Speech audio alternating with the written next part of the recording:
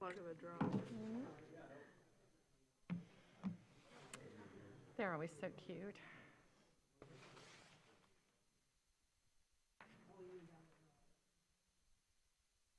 Oh, shoot, I have to get the land acknowledgement. Wait a minute. We can't start. I should have it memorized.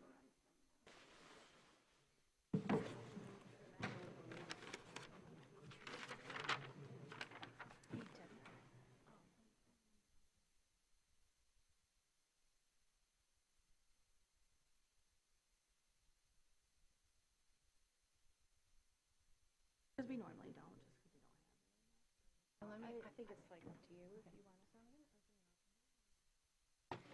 And then I'm going to open it up for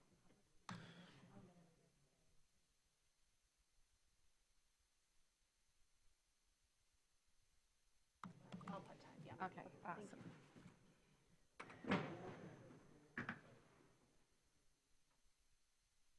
We'll be starting in about a minute.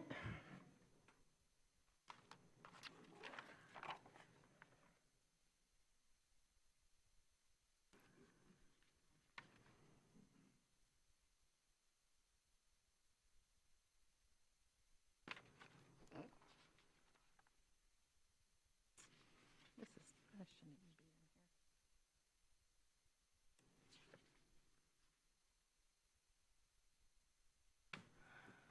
Printed the wrong thing.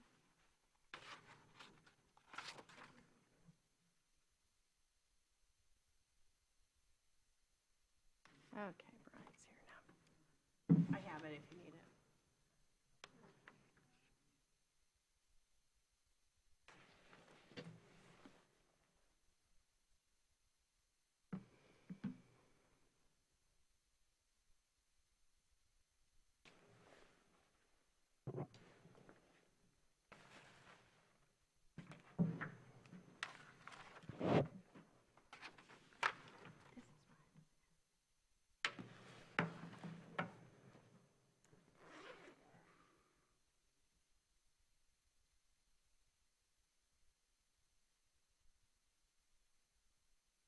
I mean, it's up to you.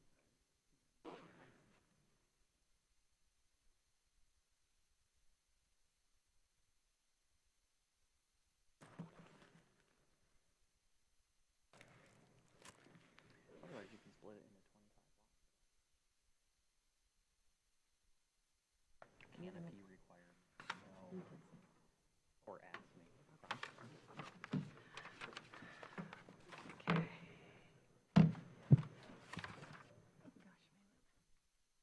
Regular meeting, right? Welcome, everyone, to the regular meeting of the Traverse City Planning Commission. Today is December 2nd. I hope everyone had a great Thanksgiving. We'll start with the land acknowledgement. The land on which we gather is the territory of the Ottawa and Chippewa peoples who have stewarded this land throughout the generations. Thank you for your strength and resilience in protecting this land and inspiring us to uphold our responsibilities to do the same. Roll call. Commissioner Heller, Here. Commissioner McGillivray, Here. Commissioner Anderson, Present. Commissioner Swanson, Here. Commissioner Duterte, Here. Commissioner Hershey, Here. Commissioner Treadwell, Here. Commissioners Knapp and O'Brien and Cameron are all absent tonight. Thank you. Are there any announcements? None tonight. Okay. We move to number 5, approval of the minutes of the November 18th, 2025 draft special meeting minutes. Do I have a motion? I'll move to approve the November 18th, 2025 special meeting minutes. Thank you. Is there a second? Support. Thank you. All in favor? Aye. All opposed? Motion passes. There is no old business tonight, so we move on to new business 7A, consideration of recommending a reduction in minimum lot size for a planned unit development for the property located at 1200 Ramsdale Street, commonly known as the Traverse Bay United Methodist Church. Mr. Winter? Yeah, thank you. So we were approached by Keel Capital, who is interested in doing a housing development on the site formerly, or commonly known as the Travers Bay United Methodist Church. As you may be aware, it has been for sale for some time now. They merged with Central United Methodist Church in this last year. This particular property is 2.31 acres. The zoning ordinance requires 3-acre minimum for a planned unit development. However, it does allow the City Commission to waive that requirement upon recommendation by the Planning Commission. So that is the question before the Planning Commission tonight. If approved by the City Commission, then the applicant would begin formalizing an actual application that would come back before this body for consideration of the actual plan elements. Now, the applicant did include some conceptual plans of what they're intending to do along that property.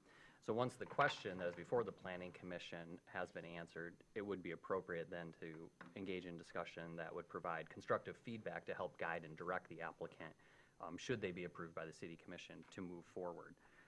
So with that, as I mentioned, that property is 2.31 acres, just shy of the 3-acre minimum. For reference, do you want to stop that? Please. No, please, sir. It's not time for public comment. Okay, thank you. So it's 2.31 acres. For comparison, what they have proposed is the introduction of a new typology of housing, which would be primarily row houses. So they propose 18 row houses or townhomes. Half of them have garages, the ones fronting along Ramsdale Street. And again, this is all conceptual phase now. The ones on the other side of the interior road would not have that rear access because of the creek that runs behind them. So they've incorporated some garages on either ends attached to the taller building fronting along Bay, as well as some towards the back of the property. And then the other 18 dwelling units would be included in the building that fronts along Bay Street, which would have interior parking for those 18 units as well. So together, it's proposed at 36 dwelling units at this time. So for reference, the base zoning of R1B has a minimum lot size of 4,000 square feet and allows duplexes, so 2 dwellings per lot.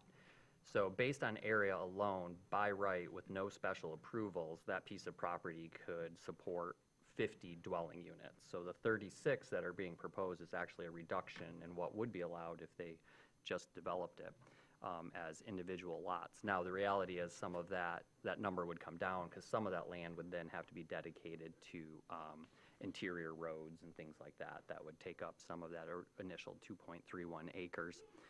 So with that, the benefit of a PUD is that it allows the whole site to be planned, designed, and developed cohesively.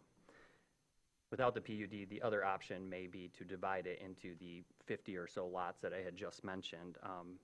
The trade-off there is, as individual single and 2-family lots, they would not be subjected to any stormwater management, any parking lot screening, any exterior lighting limitations, any canopy requirements. So they would actually be subjected to many more standards through the PUD process than they would through the simple division of the land into individual lots. So I think that's all we have on that right now. Again, it is a question of should they be allowed to apply for a PUD on a lot less than 3 acres at this time is the question.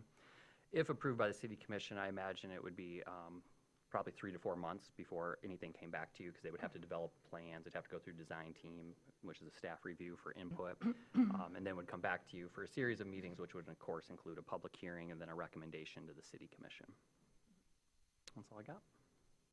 Okay, so I want to reiterate what Mr. Winter has just said. The question before us at the moment is whether or not to allow an application on a property less than the 3 acres for a PUD.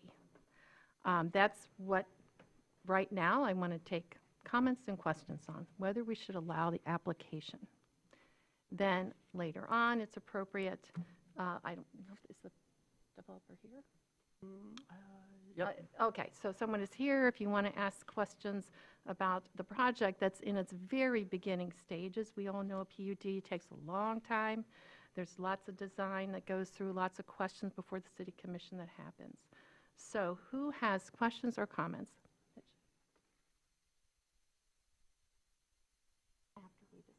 We're gonna need him. Okay. Let Mitch talk first. Yes, I understand that this is conceptual at this point, but how would the impervious surface standards change? Or for background, do we have a number for what the impervious surface coverage for this parcel is right now? And how would it change in either a lot division or a PUD development? So, scenario. we haven't calculated, again, we don't have an application, so we haven't done that level of analysis yet to see what the impervious is today, but the base zoning is 45% impervious, is what's Because allowed. looking at the current development footprint, it's a church, which is a large building, though smaller than the condo building proposed in the conceptual. And it's got a parking lot that is larger than, at least looking at the conceptual map, the access drive and the parking for the houses, but I'd like to have a number for comparison. And that would come with an application Okay. review. We Yep. don't have an We're not at that application. point yet. You don't even have the number for what the current lot coverage is? We don't do that until we get an application. That Okay. triggers the review process from all the staff members. Jackie? I think it would be helpful to me and probably to folks here to understand the reasoning behind the current 3-acre minimum for PUDs. How was that chosen and how has it been enforced? So I can't speak to how it was chosen because that has been in the ordinance for quite some time. And in fact, before probably, and Brian might be able to remember, but it used to be 5 acres was the minimum lot size. And then when they were working on the design of the senior center, there was an amendment to reduce that down to 3 acres, which is the size of the senior center, and they did a PUD. So I don't know if that's why they landed at 3 acres on it. But it is a good question. We don't really have 3-acre properties in the city, so it makes, that's why you're probably seeing this request come up more and more as people are looking to develop. The 3-acre minimum lot size is somewhat challenging because we just don't really have that here.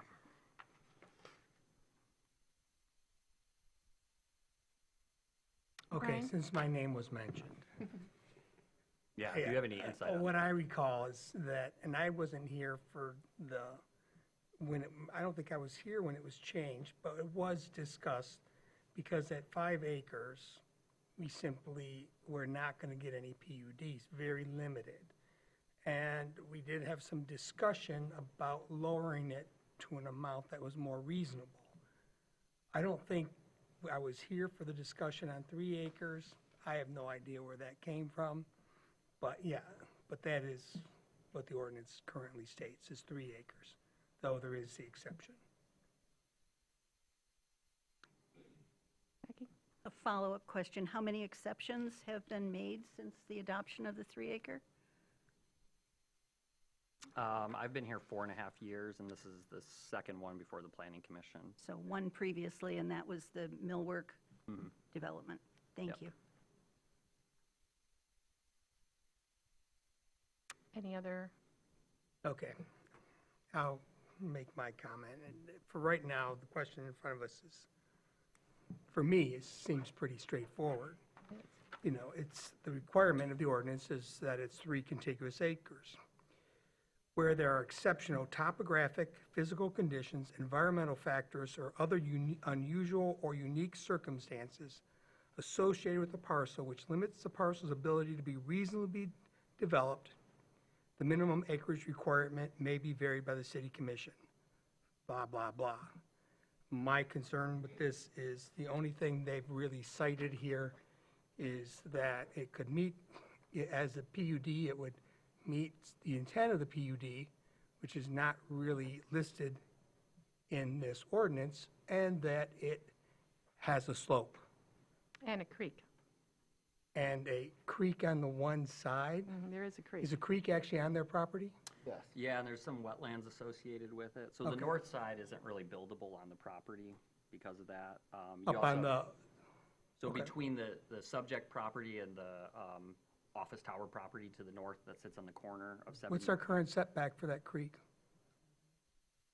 We don't have a riparian buffer ordinance, so. Yeah, so we don't have a setback for the creek. Correct. Where's the wetland? They haven't identified the wetlands in this application. I'm not saying there's not other reasons, but I went through it, I didn't see them. I saw the slope. I don't know how much wetlands. I don't see a wetland map. I don't see a development area. They talk about getting rid of the building and the parking lot and the fact that you would have to have stormwater controls. But I'm not seeing enough in here that makes this unique enough that it could not be reasonably developed. And I'm not saying its current zoning is appropriate for that parcel, but I'm saying that I don't see it so far in the presentation we have in front of us for me to vote yes on the suggested motion. That's it. It's not about whether this would be a good PUD or project. I'm just saying that right now, I'm not seeing enough. And I'm not trying to, that's the question in front of us, and that's the question I need answered. What makes this unique? And I'm not seeing a number about how many acres can't be developed. I'm seeing a site plan that's conceptual and shows a lot of coverage. That's it. So, Can somebody remind us why we decided Millworks was unique then? I can tell you what I thought. Okay, wasn't it topography as well? It was. It was one, it was the unique design of the parcel. Two, that it was hemmed in by city property on one side, Oh, and that a little, railroad on the other side. You had that weird road that the city had but didn't quite have a deed to.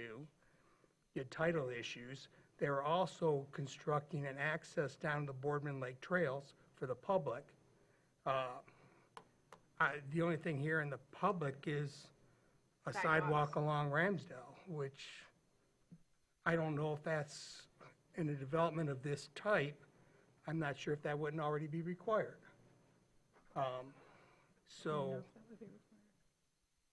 I would have to ask Dave, but Okay. in absence of developing the property, it wouldn't be put in. so I'm not seeing, so I'm saying that if I'm comparing it to that, as the precedent that it's being quoted, it seems very, it's not meeting that standard. Plus, you're taking out an old industrial building in a unique area and replacing it with a mixed-use development. This is just a housing development. I'm not saying we don't need housing, but, you know, So I agree. and I'm not against the project. I mean, if we get to the PUD stage, I have some thoughts on it, but overall, I'm just saying that I don't see this as meeting the standard for a PUD.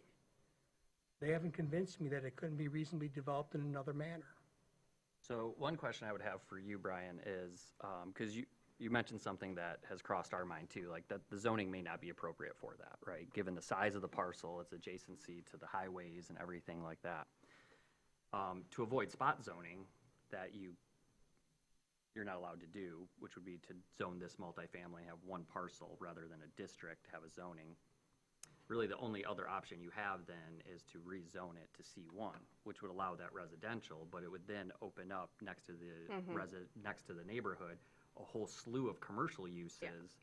So there's trade-offs there, to Property consider. to the north is already C1. Correct. so- It is. Well, that's why you would have to zone it C1 to prevent spot zoning, and that's why the state gives the PUD option as a tool for land development. For We couldn't, what flexibility. about, so I look at this whole thing, the master plan calls it for it as a transitional zone. Okay? And, when you develop it, how you want it developed is an interesting question, but we put it in down there as a transitional zone. So we're gonna put in multifamily housing as a PUD to avoid spot housing. Next was C1, okay? So then are we gonna have multi-development housing basically along Bay? Is that the way it's gonna run? Are they all gonna be PUDs? Well, that would be something that the planning commission would decide if someone came before you with that request, or, begin doing the process of what the rezoning along that strip would look like. But that hasn't been put in place yet. The property's for sale, a party's interested in buying it, so that's kind of like where we're at with the process. And I understand that, Yep. I'm not sure,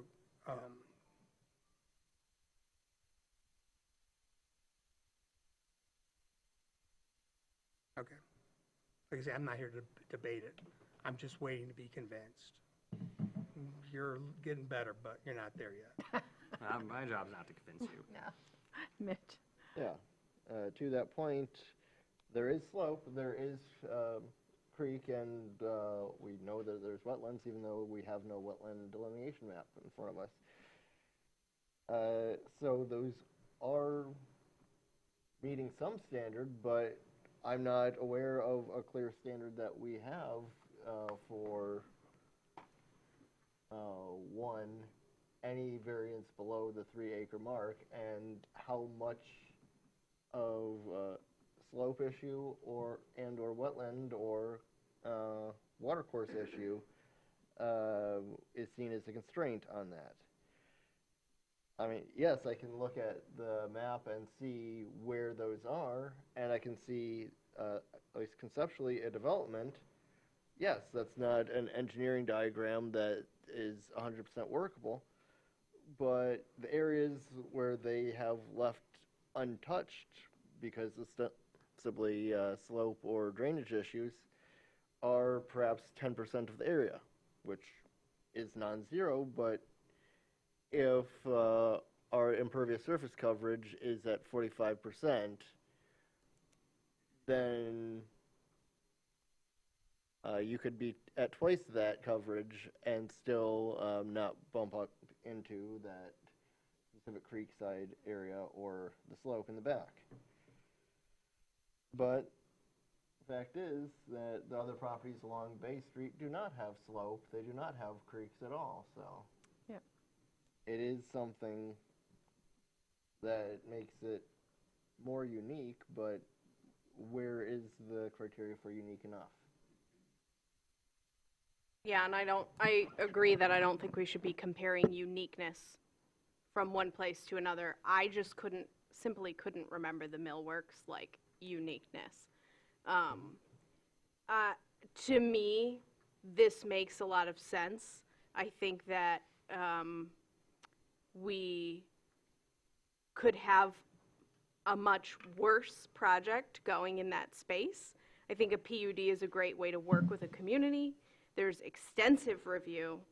It's a long process, and that's a commitment. So the fact that somebody wants to make that commitment there makes sense to me, and I think is a great place to put it.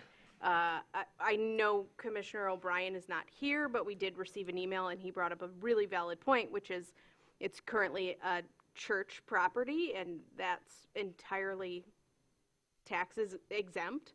And this is a great way to collect some tax revenue off that property and change that over.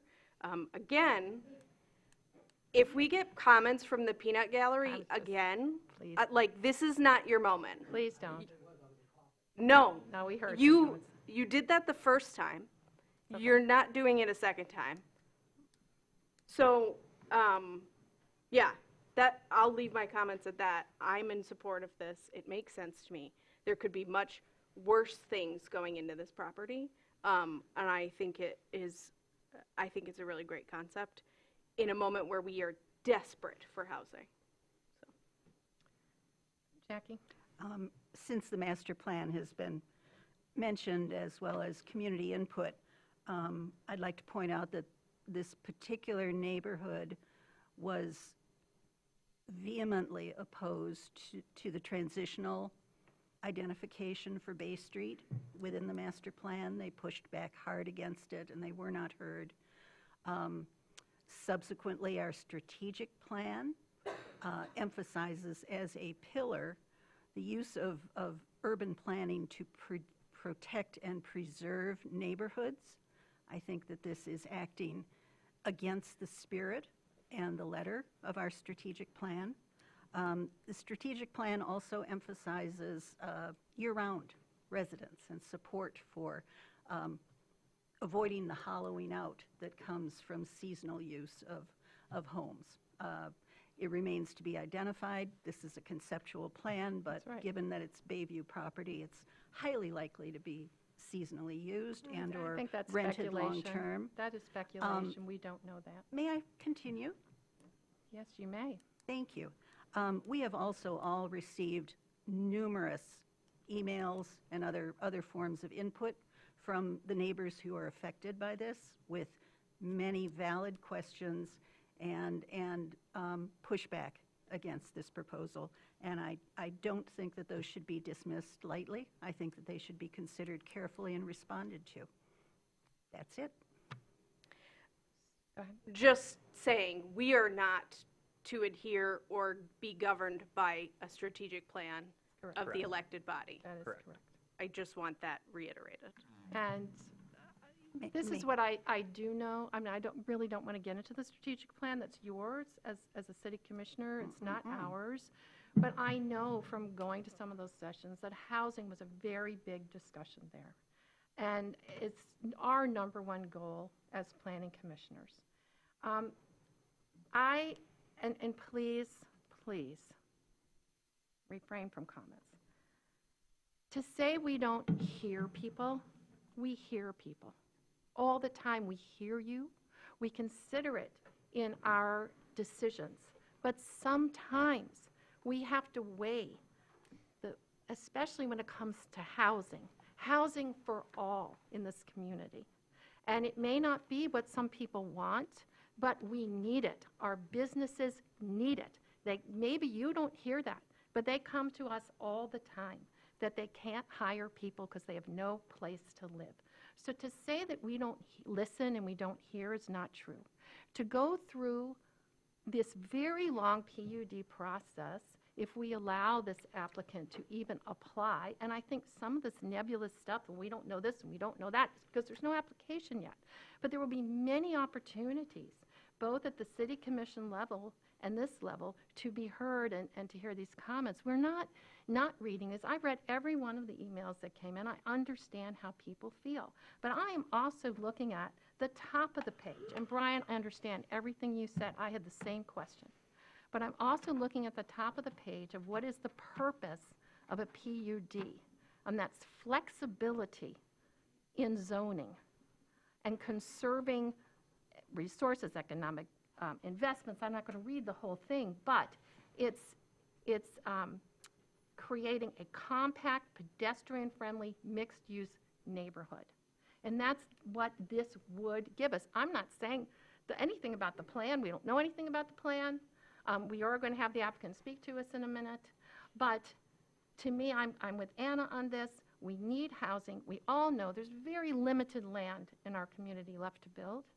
And there's an opportunity for housing here. And, I don't, as far as what Brian was talking about, there is this creek, there is a slope. That's all I know at the moment. And, but I would like to, does anybody else have anything to say yet? Because I'd like to hear from the applicant. Yes. Jackie? I would like to comment on whether we, as a commission, own the strategic plan. That strategic plan is owned by our community. The City Commission adopted it with the endorsement and the strong input from the community.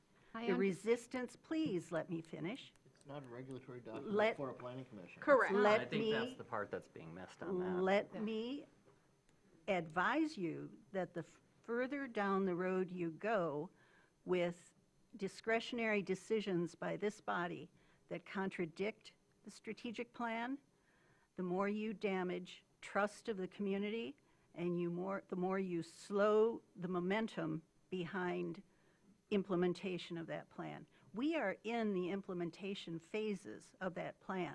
Individual departmental goals are being established that align with that plan. Budgets for next year will be aligned with that plan, and the Planning Commission needs to figure out how to support what the community has told us they want through the strategic plan. That's the role of the master plan. That's why we have a There's master a plan. The mis- master plan is land use. The strategic plan is the identity of our community. We are Our only land governed Should by land use. align But with the the plan- preferred identity of our No. community. The We- planning It commission can't by is law, land Jackie. use. Framework in which you operate. Jackie, and I would encourage you to have a talk with the city attorney. thank you. I Because appreciate her and I have that. talked about this at length. Zoning decisions can't be based off what the strategic plan says. The law does not support that. It has to be based off a plan. In the memo in last perhaps- night's meeting, Our master plan needs to be revised to align with the strategic plan, as I've been requesting for the last 2 years. Brian? again, I would encourage that Just a conversation. point of order, can we get back to the Yes. topic at Yes. hand? Yes. I mean, that's not the question in front of us. I got a comment. Yes.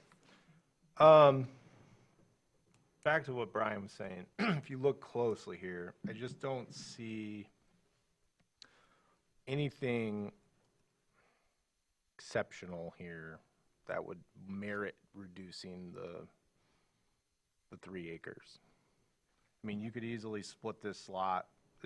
There's not, if you look to the south, all those lots were at some point split into single-family lots. There's nothing preventing that from occurring on this site. Obviously, someone would have to do that, but back to the millworks, that was a weird property. It was way more narrow. There was a lot more restrictions in some of those topics in here about like topographic, physical. Again, looking at it just from that, because we're not even at the point where this even meets the 3 acres, so it's definitely a harder sell. If it met the 3 acres, that's a different discussion, but we have to make an exception to even meet the ordinance. So that's kind of where I stand, just looking at what we have in front of us. Would you like, could we bring the applicant up? Does anybody else have anything to say at the moment? Yes, a question for staff. Under the package of zoning changes that were passed in 2023, it did allow for cottage courts. Would that sort of development permit the row houses component of this conceptual design and not the condos? That's a good question. Under the base zoning, I think I don't know that could work. No. Because you couldn't have more than 2 dwellings that had to be attached per lot, and then, yeah. But it could work in C1. Yeah, but then again, C1, you introduce by right. So if there's a concern about seasonality of uses, I would keep in mind the PUD gives the Planning Commission the greatest authority to negotiate the outcomes that you want. Conditional rezoning, you can't negotiate with what's proposed. If it's by right that's allowed, like the short-term rentals that are allowed in C1 and it gets rezoned to that, you have no say in it unless you go through a bunch of amendments and stuff. So you could put a condition on the PUD that says no short-term rentals. It's only through the PUD that you get that kind of authority to negotiate the more desirable outcome. Jackie? But aren't there already no short-term rentals allowed in the R1B current zoning? He was asking about C1. Understood. Yeah.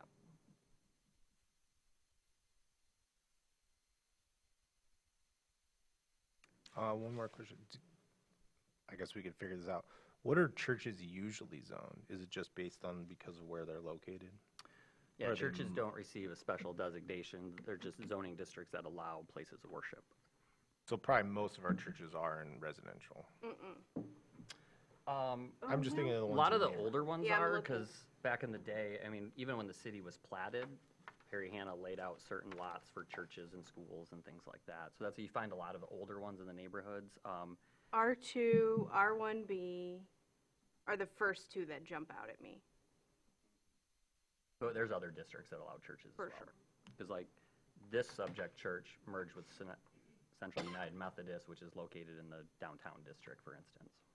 Yeah, D1.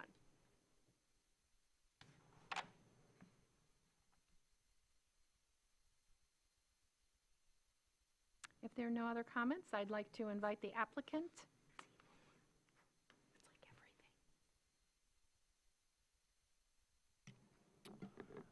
Hi, my name is Will Bartlett from Keel Capital. I live at 10617 Waterford Road in Traverse City. I appreciate all the comments, reiterating our understanding and our request is this is a request to submit an application, and we understand that that involves a long road in the PUD process of negotiation with staff, you, the city commission, a lot of different parties. So just asking that this is to submit an application. To some of the comments earlier on, we don't have a wetland delineation, we don't have fully engineered plans, we don't have a lot of things. I 100% agree with you on that. There was a not insignificant amount of money spent to get to this point where we're submitting a request to submit an application, and we would obviously come to you with an application with a much further along set of engineered drawings.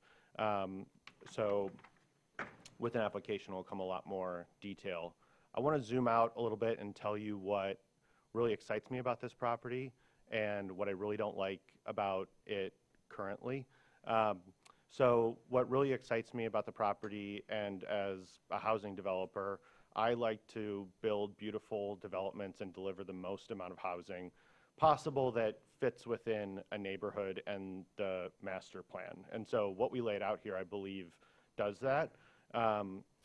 What I don't like about the property now is, as a housing person, there's 0 housing units on it now. And it's a property that contributes 0 taxes to the city to help support services and everything else. Another thing I really don't like about the property currently, and Commissioner Treadwell mentioned it, is I really don't like that sea of asphalt parking in the parking lot. It legitimately bothers me. And when we talk about what the PUD allows in terms of all sorts of different things and a community benefit, there was a lot of discussion about the creek that runs along the north side of the property. Well, currently, there's a big sea of asphalt parking behind the church, and all of the stormwater goes into a storm sewer and directly empties into that creek. And we would put forward a stormwater plan that would detain that water and have it seep and slowly, any excess slowly trickle into the creek. It would get a lot better versus what it is now. And, there's a lot of other aspects like that that would be fully fleshed out in a formal application. In terms of, sorry, I'm just going off of what I've heard earlier. In terms of, what we see, we can't determine ultimately who lives there. I don't want this to be short-term rental. That's not my end game. I'm excited. My wife works at Munson. She has 2 young colleagues that, don't yet have young family. They're married, don't have kids yet, and I think they're, looking at that path. They like living on the west side of the city, close to Munson. And I'm like, you would love one of these townhomes. So I would love it to be full-time residents. I'm not a hotel developer. So that's what I have now. Yeah. Thank you. Well, thank you for being here tonight. I would imagine, even though this is at a very conceptual stage, you've done some back-of-the-envelope calculations about square footage per unit and approximate market rate sell price. Could you share those with us? Yeah, so at this conceptual stage, I've had a preliminary meeting with the general contractor. I know what these have cost to build elsewhere. I candidly don't know what the townhomes cost to build in Traverse City, so we're at a very early stage there. The townhomes, the floor plate on each of the townhomes is 800 square feet, so it's a 2,400 square foot townhome. We're pretty set on, the condo building that we would like to build. Again, I know everything's up for negotiation in a PUD process, but, our preliminary plan, we have the footprint of our proposed condo building. We're still designing the condo interiors at this point, and have kind of put, not pencils down, but rested our pencil until we get past this meeting. I do want to be transparent with you, though. This would be full market rate housing. We're not looking to have an affordability component.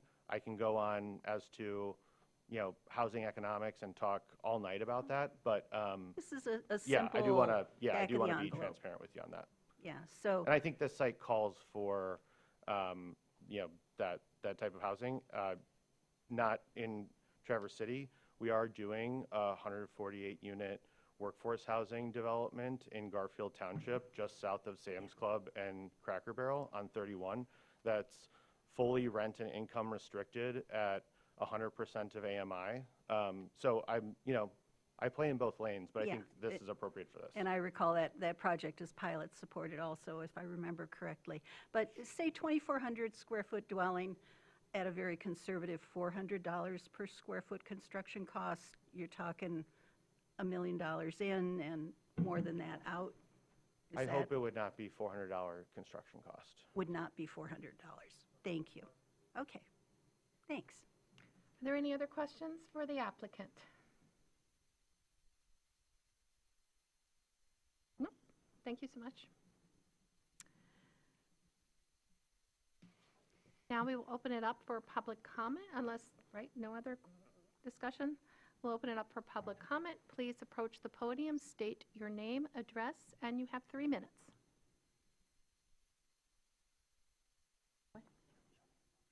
My name is Mike Allen. I live at 1227 Ramsdale. We're directly across the street from the project. I don't think we know enough now to be in support or in opposition, but I think I hear what this group is saying about social policy and housing, but I really think your function, at the risk of being impertinent, is to interpret the zoning laws, not to make social policy.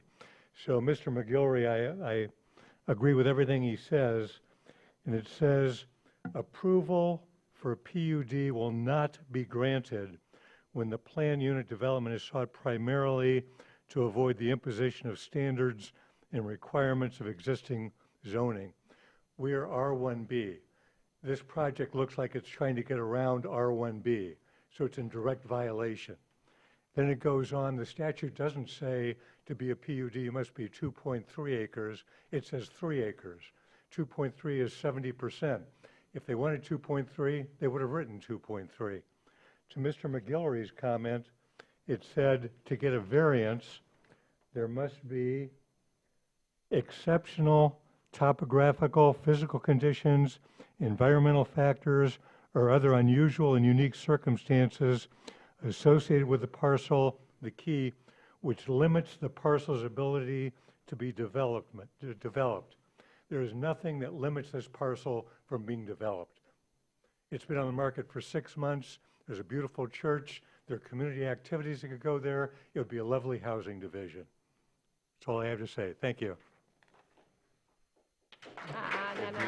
No, please, no applause. Nope. Next. Is there someone else for public comment?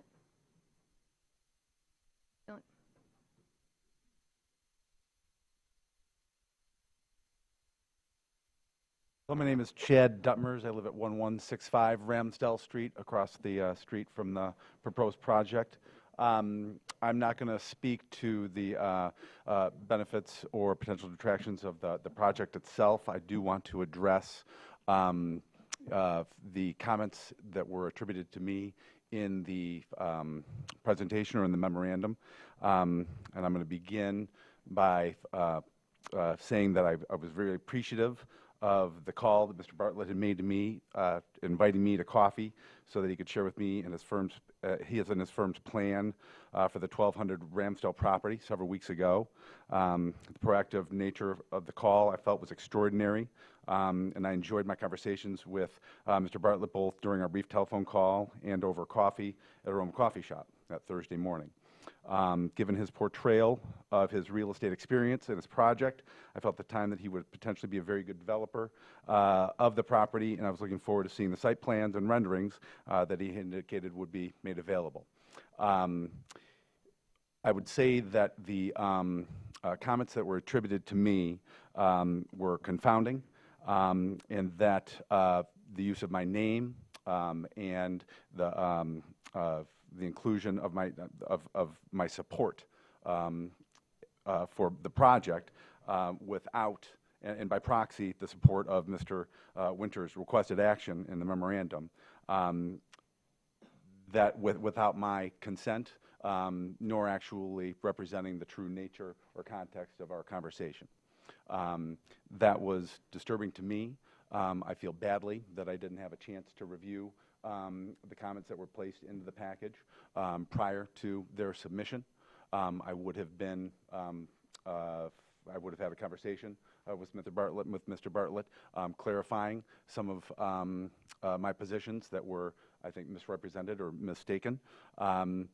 I feel like there is a definite risk associated with this project outside of the elements that we had discussed previously, or I've heard discussed previously, in that that really the behavior of taking somebody's name, taking somebody's thoughts, construing them, and placing them in a document for public record and public consumption without that person's knowledge, I thought was, at the very least, bad form, and at its worst, potentially malevolent, which I would like to believe is not the case. However, I do think that that action does call into question the sincerity of items that have been put forth within the plan, within the narrative, as well as Mr. Winter's inclusion of those in his memorandum. I think that it brings into question very real questions about the veracity of other things that might be included in the memorandum. Thank you.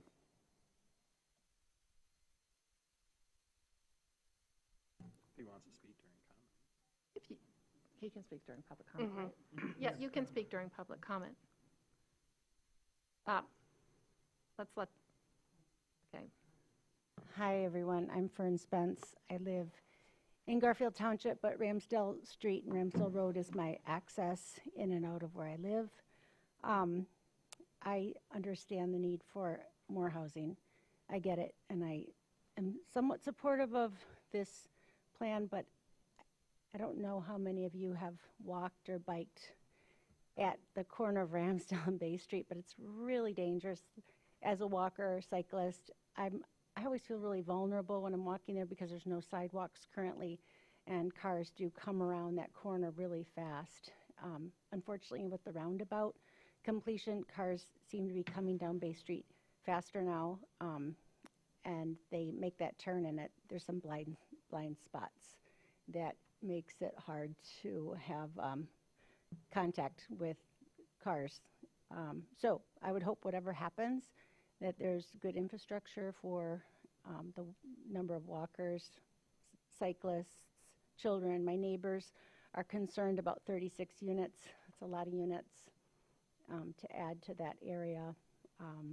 And also the two creeks, the creek to the north and the creek that runs along Ramsdale. I don't see a lot of enforcement currently of our riparian buffer ordinance. It's hard to enforce what people do who live so close to bodies of water.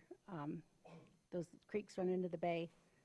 That's really what I wanted to share with you tonight. I'm concerned about water, stormwater runoff, and the number of units. Thank you. Thank you. Let's let the applicant go next, and we'll take everyone else. We do not have a riparian buffer zone ordinance. Okay. I just wanted to address the comments from Chad. Chad, I apologize. I thought I misinterpreted our conversation. When we we had a really warm conversation where we discussed a lot of different things. Candidly, we spent an hour and 15 minutes having coffee, and I think we talked about other things for an hour. I showed you the townhome plans that we included on the iPad, and I showed you the area of the site plan. We were looking at the map where we were saying we were looking to do 3 above 1 with condos. In a redo, I should have sent you the memorandum. I looked to send you the material. Excuse me, point of order. He's supposed to be addressing his comments Yes, to the please. planning Okay. commission. Sorry. If he wants to talk to someone in the audience, Yep. you can go out in the hallway. You're right. Okay, sorry about that. Didn't know the protocol. So I sent an email to Chad, and actually when I walked in, I turned around today, and I texted him, and I said, "Oh, hey, Chad, good to see you. I tried to send you an email on Friday, and got a bounce back from his email, and I screenshotted the saying, hey, I got a bounce back to this." So I really apologize. I thought we had a very warm conversation. 100% correct. I should have shown him the memo and then said, "Do you agree with this?" A direct quote from when we met was, hey, this is what we plan on doing. Here are the townhome elevations. We're still working on the condos. And Chad, I don't know why I remember this part word for word, but he said, well, change is going to happen. And then we moved on to talking about a mutual connection that we had and his fishing trip that was coming up and everything else. So while not addressing him, I apologize, and that certainly was not my intent to misrepresent him or his opinion. I legitimately thought we had his support. Okay, thank you. I do want to clarify something. We do not yet have a riparian buffer ordinance. It's being worked on, but we don't have one. Okay, right, We do have setbacks from water bodies. but not the full-blown ordinance. Yeah, not the creek. Yeah. Yes, Oh, thank you. I live directly across the street from the church at 1207 Ramsdale. And we know something's going to happen to it. But you're taking a small piece of property and trying to make it bigger than it is. And I have a concern with that. You've got too many homes that are going to use that piece of property, and I think too many people coming in and out of it down that street. It was a private, quiet street, really. So I don't know what the advantage is, well, maybe I do, to the city to crowd it. But there's no advantage to the neighborhood to do that. And my other concern is how close to Bay Street the property is going to be. I have this, I don't know, whatever it is, it's a little layout. I don't know the measurements. This came with no signs, but it seems very, very close. It seems like we're going to duplicate Hotel Indigo, which somebody else was saying. And if this whole neighborhood, excuse me, is zoned transitional, does that mean the entire Bay Street at some point is going to look like that? I think that's a huge mistake. We moved to Slabtown because of the nature of the community. And what you're doing, if you do this all the way down, it's terrible. thank you.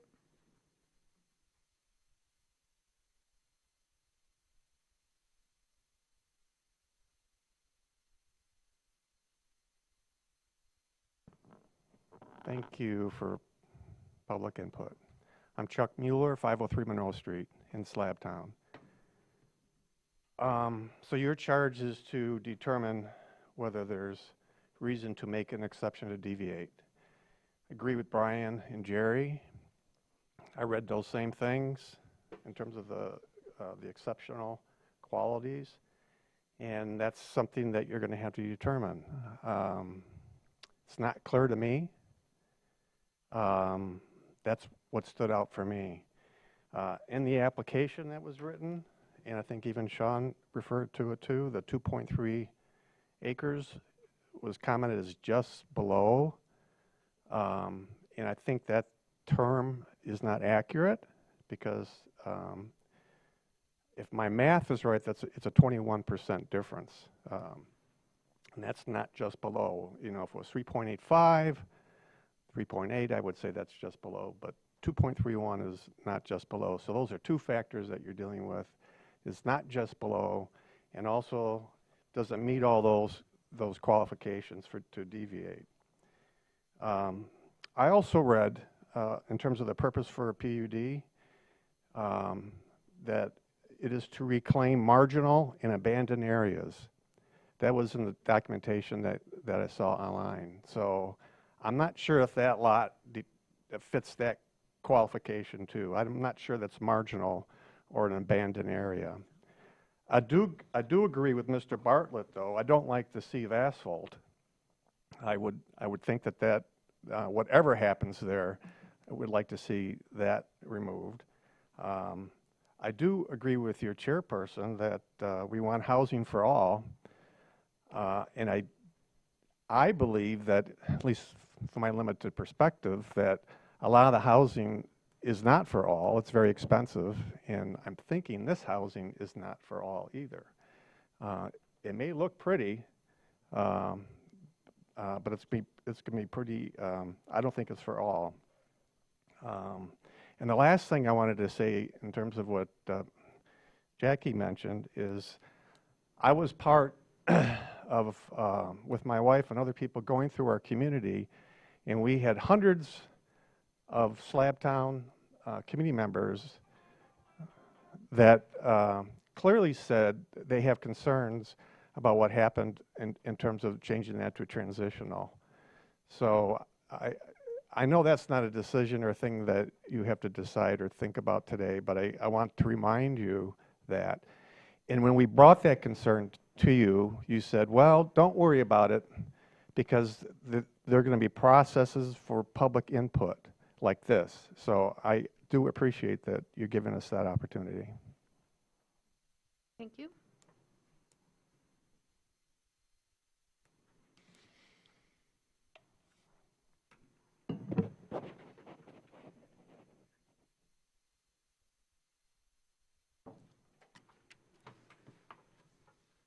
Victor Elizabeth at 1207 Ramsdale.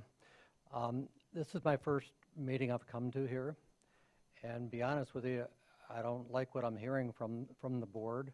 What I'm hearing is that they don't mind the density because they're worried about the taxes that we're going to get because the church right now is not paying taxes. I don't know, is that what I guess a question to the board, is that what the board is for, is to make sure that the city is making more money on taxes? Any of you can answer that.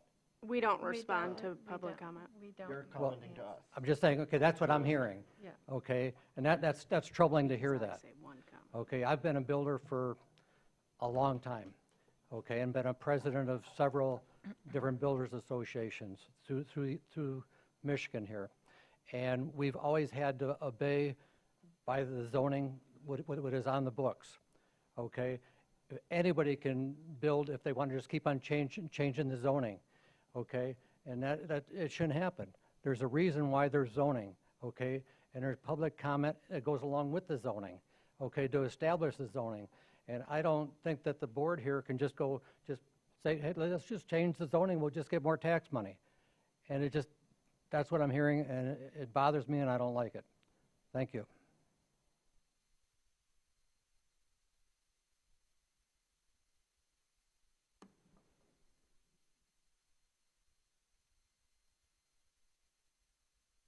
Mary Mills, 424 North Elmwood, Slabtown resident. I'm here tonight because what's happening on Bay Street is not transparent, not community-driven, and not what Traverse City claims to stand for. For more than a year, neighbors have been raising concerns about Bay and Ramsdale, about the former church property, and we were right to. We saw the handwriting on the wall, a push towards high-density, high-priced condos in the middle of a long-established residential neighborhood. It wasn't paranoia, it was a patterned recognition. Over 330 residents signed a petition opposing the reclassification of Bay Street from R1 to transitional neighborhood. That's a massive, unified neighborhood voice. And yet, no one was contacted, not for a meeting, not for a conversation, not even for a basic acknowledgement. That's not community engagement. That's avoidance. And then the planning department claimed this issue had been addressed simply because staff showed up at an unrelated meeting with our neighborhood association. They never engaged with the people who actually signed the petition. Instead, residents were told, you have nothing to worry about. So here we are today. Let's be absolutely clear. The only way a 36-unit luxury project is even possible on this site is because the planning department quietly reclassified Bay Street. A neighborhood that was historically R1, stable, residential, family-oriented, was turned into a zone that invites commercial and high-density development. And while the city talks constantly about a housing crisis, this change is enabling million-dollar condos, not homes for working families. I served on the master plan leadership team.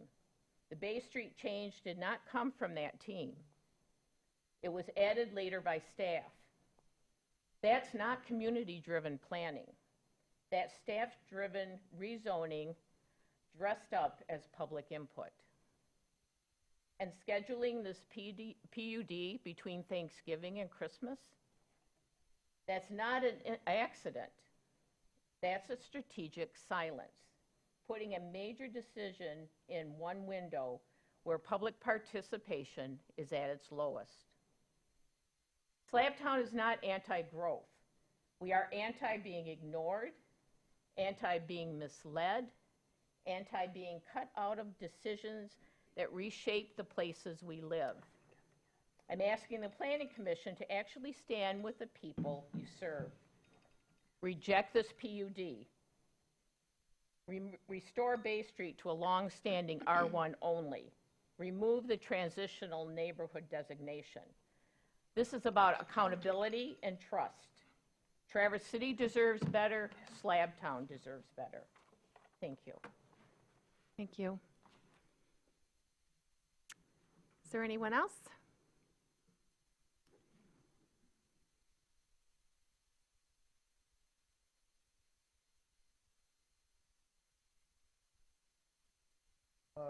Bill Manning, 905 Bay Street. Earlier this year, Slabtown residents presented this commission with a petition requesting not to change the zoning on Bay Street. The zoning change would allow mixed-use development, creating the transitional neighborhood concept. We asked for these changes to be removed from the master plan. Mr. Winters was stated in the Express article that this proposed development would be consistent with the master plan, a master plan that the local residents did not want. Where is the public benefit? Now the developer is seeking approval for a reduction in the required land for the PUD. They are looking for a 23% reduction in the required 3 acres. To accommodate the proposed project, did the zoning request for the Mill District establish a precedence? The Mill District project is located in an old industrial area, not a residential area.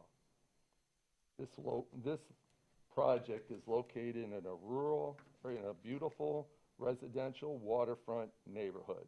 This project, if allowed, needs to adjust their plan to the property size and zoning. We do not want this property zoning and size requirements changed to satisfy the proposed project. Now that the Parkway project is complete, there's noticeable speeding traffic on Bay Street. This traffic is entering at the new roundabout, speeding down Bay Street to pass Parkway traffic, then turning right on Division. To address this issue, I'd like to propose a 3-way stop sign to be located at Elmwood and Bay Street. This stop sign will address the current speeding traffic along with any future traffic. And on a side note, to that lady that just left the building for the space, that man over there had a legitimate cough when she was scolding him. And secondly, Jackie, I'm sorry for these 2 ladies over here interrupting you when you were speaking. They need, and this lady right here in the white shirt, you owe that man an apology for scolding him like a child. Thank you. That's right. Hi, it's Susan Lighthouser, 930 Barlow, and I am with Housing North, and I'm in part speaking in that capacity. So I want to thank all of the commissioners for your service. You have a very difficult job because I know that no matter what you do, someone will be upset, and you hear about it. Thank you. I would just note that this property, as I understand it, please, I apologize if I am stating anything incorrectly, is zoned R1B.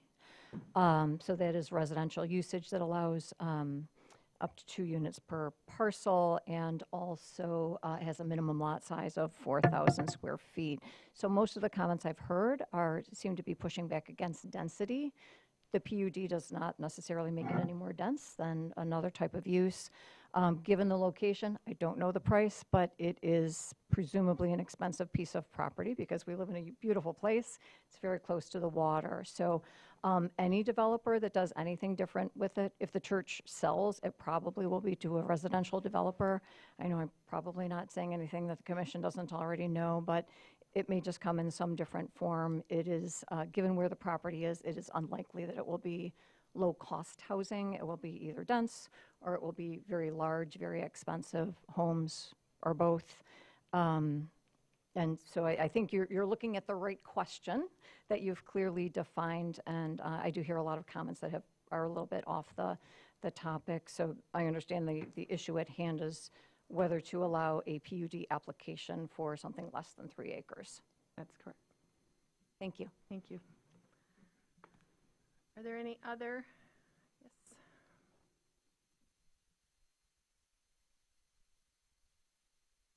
Kimball, 523 North Spruce Street. So it appears we're getting misled right from the application process.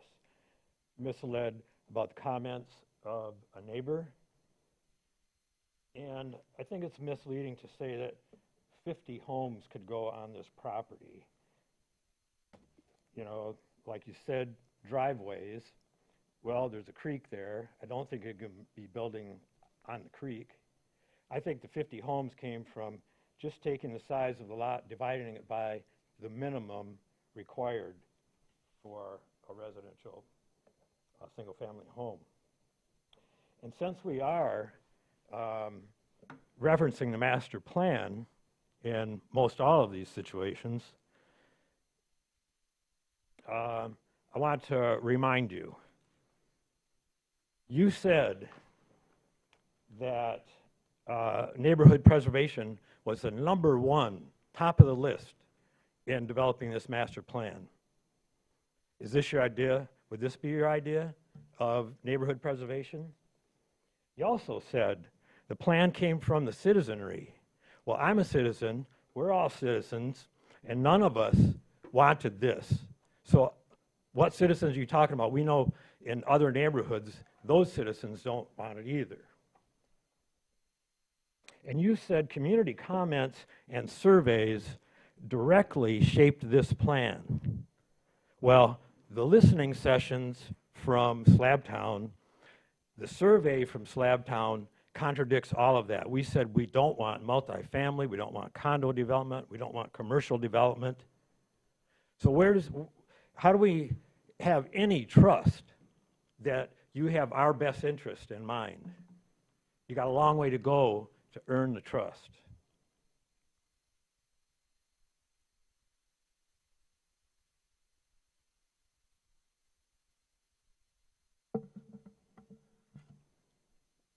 Paul Wilkins, 610 North Madison Street. Kalkaska. Darn Kalkaska. They showed how local government can truly listen and act for the community. They supported their constituents and did the right thing. Imagine that. Local government hearing its citizens and acting accordingly. I think you can all relate when they turned down the data center. It came loud and clear what the people wanted. Look around the room. Our residents don't support this. I hope you're listening. I would encourage everyone to stand up and state where they stand. Don't just sit here. Even if you stand up and say, I oppose this, take that initiative, please. The Slabtown neighborhood opposes this proposal in its current form. We saw this coming. That's why Slabtown's rallied, and I'm not the first to say this. We provided over 300 signatures against the Bay Street transitional neighborhood. You didn't listen. You lost our trust. And the city commission has never approved it. There was a lot of talk about why are you going forward with a master plan before you have a strategic plan? And I agree with Commissioner Anderson. This is our strategic plan, and everything the city does to move forward needs to align with the 6 pillars. Looking at some narrative from the strategic plan, let's ask the question, does this proposal Is it supported by the 6 pillars? One of those is a strong desire to proactively manage urban design and strengthen placemaking. Without a planning process, there has to be considerable interest and support in taking a much more intentional approach in guiding urban design, including corridor developments and establishing stronger guidelines to protect and enhance the charm of the community. We're going to have Indigo 2 sitting there on Bay Street as the entrance to Slabtown. Are you kidding me? With the close and the proximity to the sidewalk? Right now, the current situation is the church is set back. A nice lawn of welcoming entry in Slabtown. Another pillar, need to creatively and aggressively tackle the housing issue. The issue of availability and affordability, and this is narrative directly from the strategic plan.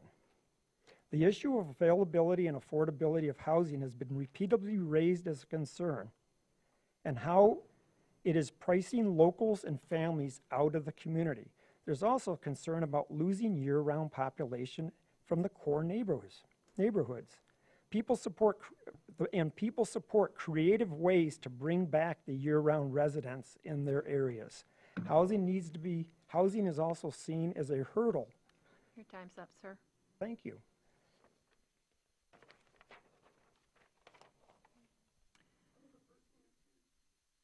No. It's been going off. No, everyone has been timed. They were just within the time. Is there anyone else who wants to speak?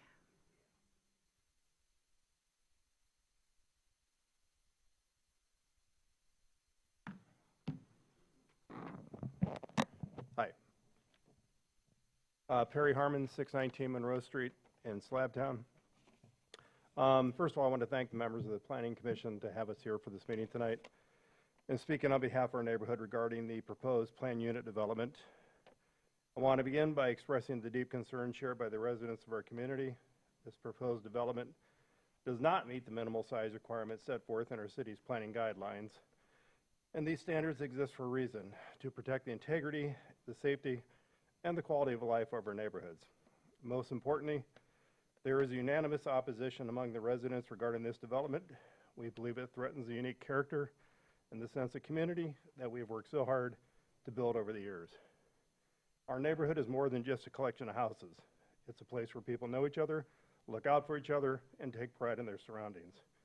Allowing the development that neither meets the official requirements nor has the support of the community sets a concerning precedent.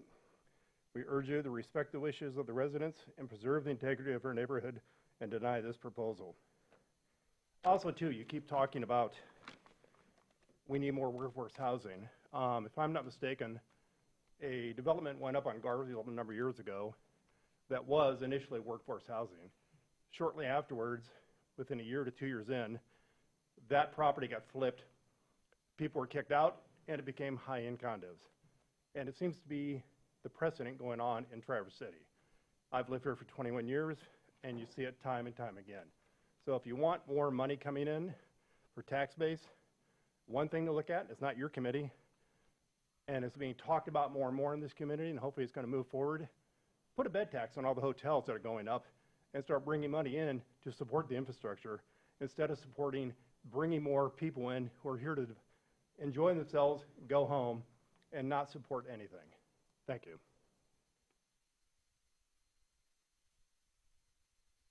there anyone else who wishes to make a comment?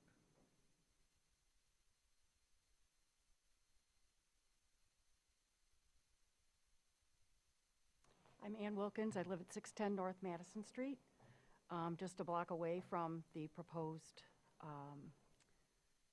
church renovation or development. And I have to say again, we don't need more high-end condos, more high-end apartments, more expensive places for people to live part of the year and not have a homestead.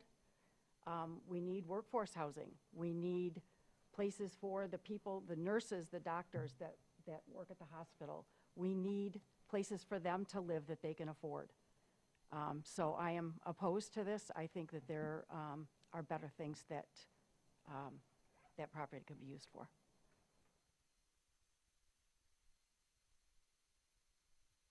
Any other comments? Steve Kelman, 127 North Spruce Street, 30-year resident of the neighborhood. Walk my dog by that church pretty much every day. Love the neighborhood, love the area, and just want to reiterate what other people are saying, that this development does not seem in character at all with the neighborhood, and we've got a great reason to turn it down, given that it's 83% of your 3 acres requirement for a PUD. Thank you. Any other comments? Thank you, everyone, for your comments. And so I'm bringing it back to us, but we do need to have a motion and a second on the table. Would someone like to make a motion, please, before we begin discussion again?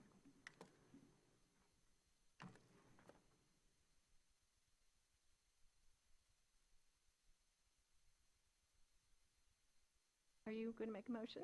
Sure. I'll make a motion to recommend the city commission deny the proposed reduction in the minimum lot size required for a planned unit development for property at 1200 Ramsdale Street, commonly known as the Traverse Bay United Methodist Church. That's it. Because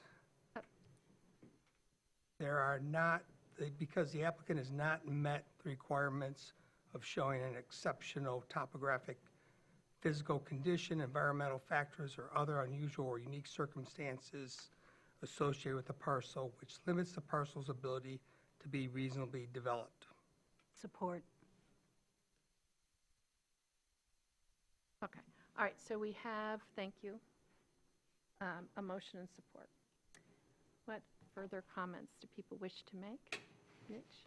Yes, I am not the realtor on the board, though we don't have a designated spot. We do have a realtor here.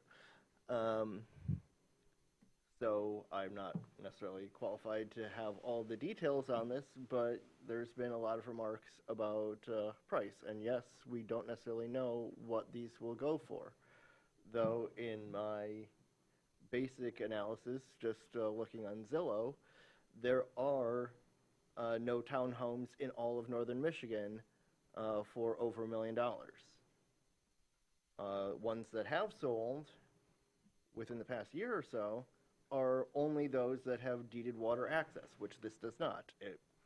You might have water views from some of the condo units, but it isn't actually on the waterfront. You have to cross Bay Street and Grandview Parkway. Will these be expensive? Quite possibly, yes. But I don't think that any of them, unless there are condos that are exceptionally large, will be in excess of $1 million, because it is not actually on the waterfront. It is not in a downtown area, which is another criteria. To the point of units on Garfield, I presume that was in reference to Trailside 45, which, yes, it was billed as workforce housing, though it didn't receive any specific tax credits or incentives through the city or the county to make that happen. And yes, it did get sold. The prices went up. However, the prices have come back down. Earlier this year, one of the condos in Trailside 45 sold for $150,000, which is frankly unbelievable considering where our housing market is. But the most expensive unit on the market right now in that building is $380,000, which, considering how expensive our real estate market is, that's still lower than it was for sale not 3 years ago at $70,000 more. Mm-hmm. I think it's very important to point out that the Planning Commission has no legal authority to set price. Mm-hmm. So the only people who can offer incentives to developers is the City Commission, not the Planning Commission. So I think that's important to bring up. And another point, we have heard a lot of comments opposing the conceptual plan, some comments opposing the PUD process, but many of them seem to be in favor of the current zoning. However, I have not heard why current zoning is preferable and whether I'd say there are two scenarios that can happen under the current R1B zoning. One, it is treated as a single parcel and is developed for one house, which, yes, provides one more unit of housing than is there right now, but would be could be a house larger than the church that's there, could be larger than the combined volume of all the townhouses, the condo building, and the parking by a factor of 4, at least. With 45% lot coverage on 2.3 acres, you could have a building with a square footage greater than 1 acre. It could be 3.5 stories in height. It could be 150,000 square feet. For reference, Biltmore Mansion is 175. You got a point there. So that is allowed. I am not under our current zoning. If the neighbors want to preserve current zoning, is that what they are trying to preserve? The other option would be treating it as, yes, it's one lot, but it can be split. Our current standards say a minimum lot size of 4,000 square feet, which, yes, does pencil out to 25 parcels, each of which could have a house and an ADU, for example, on it. And that is a simple way to get to 50 units. Yes, there could be constraints that make it practically difficult in terms of lot frontage on streets to get to that number of lot splits and just how they are all shaped, but the fact is that you could get a lot of houses in a row with houses behind them and houses along Bay Street. And I have not heard why that would be a preferable outcome if we're continuing to operate under the present zoning. Right, the truth is that... If we want to preserve present zoning and that is in keeping with neighborhood character, then one of those two outcomes, the 75% of Biltmore or the dozens of homes close together, those are both options. They are. I mean, the zoning The has... PUD process has a little more flexibility in how it's viewed and has more constraints that we can pose about the specific character of that development, how it conforms with stormwater codes, how it conforms with the rest of our plan. We can impose a cap or outright ban on the short-term rentals. Right. I mean, the point I want everybody to remember is this zoning has not changed. It's R1B. Yeah. And it's been R1B. And as you've just pointed out, by right, more units could potentially be built in R1B, which is, you know, well, let's hear from everybody else first. Brian, do you have something to say? Maybe you don't. It's fine. You don't. I mean, I'm going to just say it as everyone seems to be putting the cart before the horse. Right.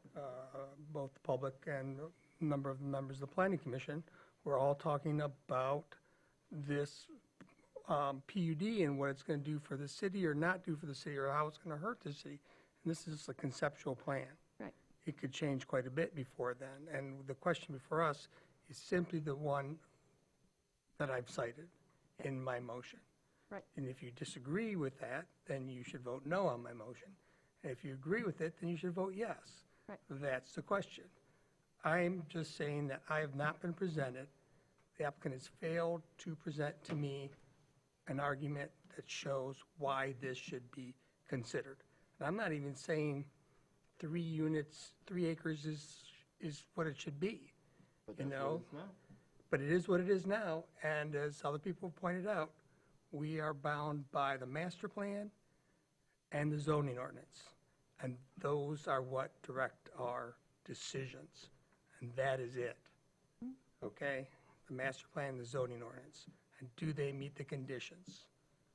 So. Anna, do you think anything to say? I will be voting against this. I stated my opinion earlier. I feel like it's unique enough. It's a good opportunity. Yeah, that's all I have to say. I think this is really tough because as we have seen in other parts of our zoning code, some things are not defined very well. And that's one of the reasons we've been talking about having a rewrite of the zoning code. But I think in this instance, I kind of agree with Brian, where we don't know what unique really means or what unusual really means. I mean, for me, when I was thinking about it, honestly, I was thinking about that it's R1B and that there could be many more things built than what this is proposing, and we need housing. But you were right in focusing on this definition. I think it's really nebulous, and you could argue all kinds of things. I think it needs to be better stated.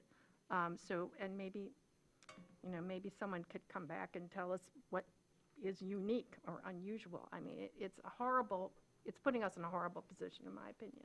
But that's what is before us, and I don't think it's very well stated. But that's what I think.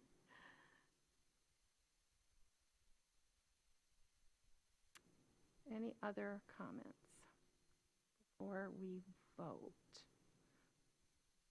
So, thank you for adding the language to the motion, Brian. Do you want to restate it? Pardon? Do you want to restate it? The motion? Yeah. No, Does the anybody motion need is be to restated? deny it based on, basically, I cited the conditions Right. in the ordinance. Does not meet the And criteria. basically stated the applicant failed to demonstrate Brian, that it met the conditions. did you just say you had the motion that was in there and then you said because it does not contain? Is Right, that what you said? because the applicant failed to demonstrate. Ah. Okay, the burden is on the applicant to demonstrate the uniqueness, and I just It's did not problematic. feel the application spent enough time addressing what's before us today. Okay, any other comments? Okay, so we have a motion before us. Can we vote, please? All in favor? Aye. Aye. Nay. Oh, I didn't say all opposed. Okay, we have nay. Well- Okay, roll call. Sorry, give me a second. Commissioner Swanson, Yes. Commissioner Anderson, No. Oh, wait, sorry. I'm sorry. I am voting yes to for deny. Brian's, yeah. Thank you. Commissioner McGillivray, Yes. Commissioner Heller, Yes. Commissioner Treadwell, Yes. Commissioner Hershey, Yes. Commissioner Deturi. No. Motion carries. Okay. Thanks, everybody. Does anybody need a little break before we? Yes. Okay. I'm sorry. I'm wanted- disappointed. So this still goes back to the city commission, right? This still goes back to the city commission? No? You're making a recommendation to the city commission. It still goes.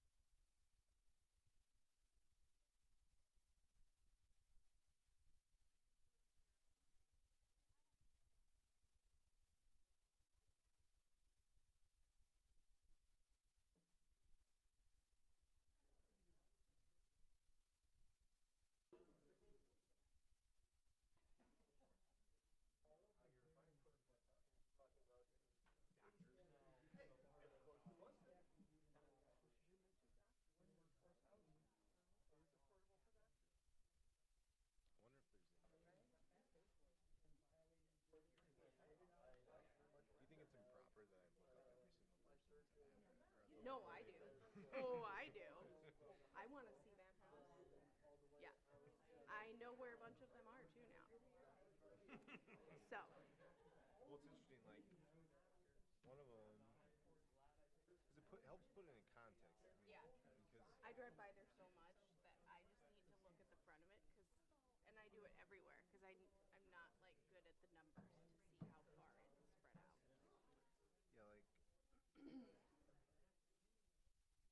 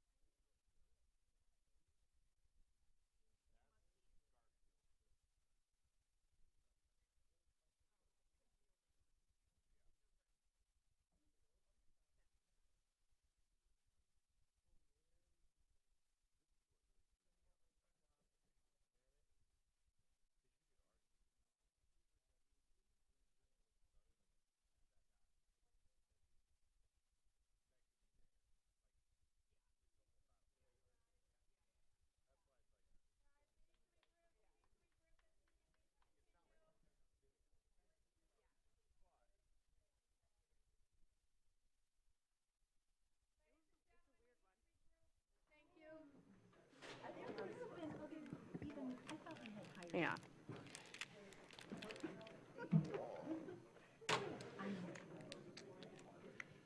Or this type of thing? Okay, I need to ask you Yeah, something. before we had the rest start. of the meeting, you're free to go.